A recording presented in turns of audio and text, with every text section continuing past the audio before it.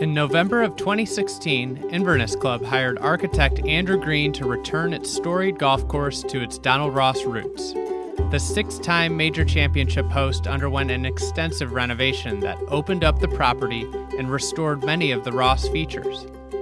I showed up here the first time and walked the golf course, and when I got out of the car, I was blown away by the property.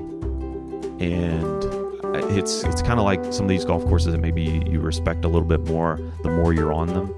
But the way Ross put the his holes on the property, he just did little things that made them different. I mean, you could criticize them that there were a lot of repetitive things or things that were a little similar, but when you really studied it, you see how, like the first green's up in the air, the 10th green's down in the air, even though they play parallel and at somewhat the same distance.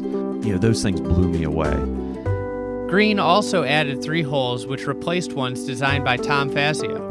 The new 3rd, 4th, and 5th holes are inspired by Ross designs and now bind together the course in a cohesive fashion. And as I was walking the outer part of the property, I crossed through the fence line out into the farm field and saw basically high points and things that I thought, well, based on what I've seen and how Ross put golf holes on the ground and identified good tee and green locations and kind of connected the dots, I was like, well, that works there. And for the new par 3 third hole, that's a long par 3.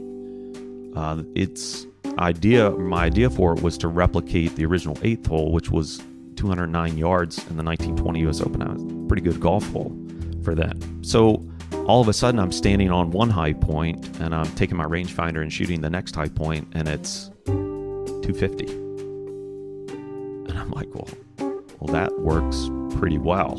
And then I walked out behind that green location out in this farm field, and it was another high point.